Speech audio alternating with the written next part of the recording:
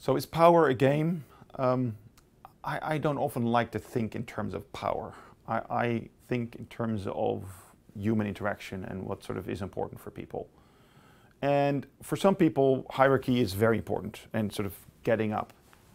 But there are a lot of people who actually don't care, who just care about doing the right thing for the world, for the company, or for themselves.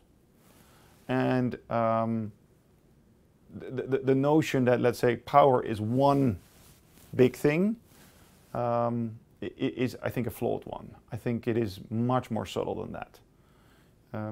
There could be people that you work with that are basically saying, you know what, I'm very happy with what I'm doing now, and I just want to get sort of home, have a good life, and at the same time enjoy my professional career. There's nothing wrong with that. So you're going to try and influence that person to say, well, I think you need to make this decision because then you'll get higher up in your career. That doesn't work. So again, this is about understanding, and this is about listening, and then saying, what's the right influencing strategy here? And this is not meant as a bad or devious way of thinking. This is about,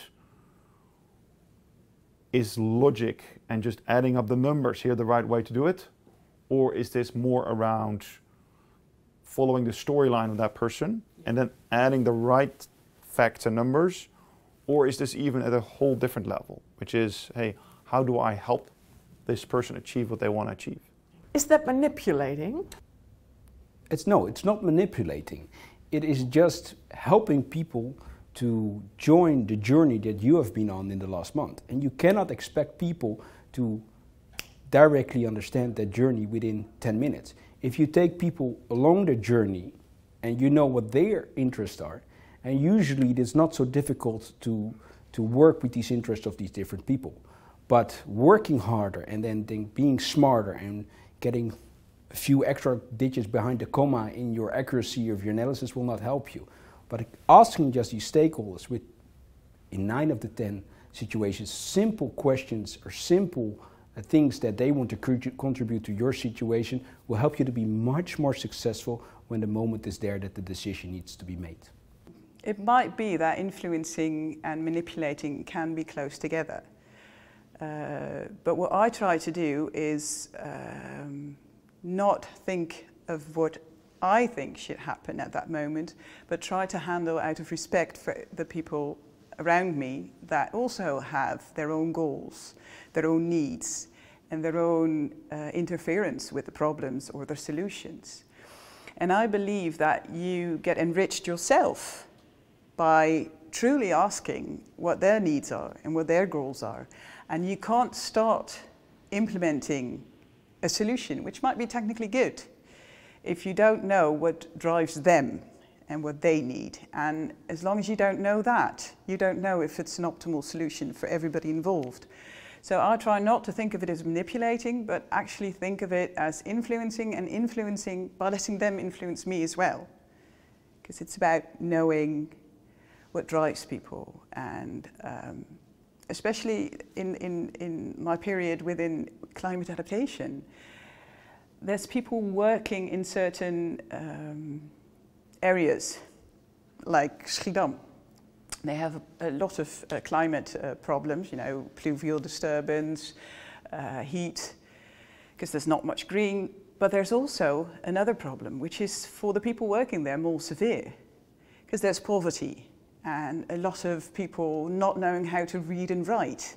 So you can't just start from looking at it as a climate adaptation problem. No, you're looking at it from the entire environment of people living there. And the solution that might be optimal for adaptation might not be optimal for the people living there.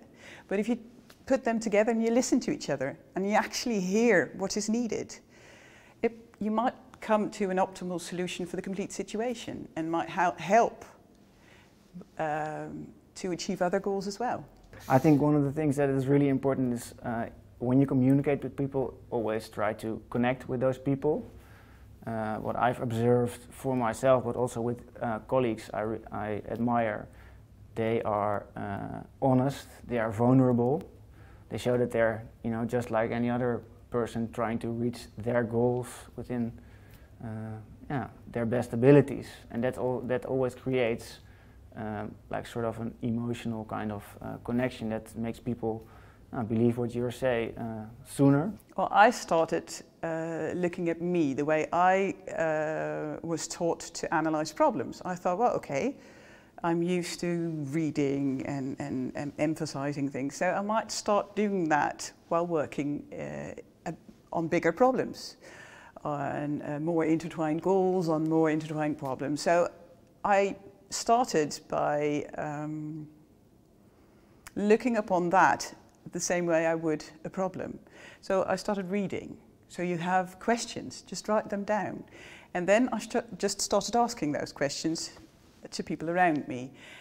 And the most important thing for me was sit still, listen. Don't try to come up with a solution. That's the thing I really had to learn, because you are so set on solving problems. But sometimes it takes a step back and first listening and listening to the entire thing, and then you can go back to analyzing. But that was for me the hardest part. Taking a step back, not thinking about solutions immediately, but just start by listening. And I think you can be taught to listen, because there are, of course, ways and methods you can be taught to ask questions, to listen. And I think it's very well possible that in a course of your university career, that there are teachers who are able to teach you that, professors who are really good at it and have done it, and they can give you little bricks to build your own way of analyzing the intertwined problems and goals of the surroundings.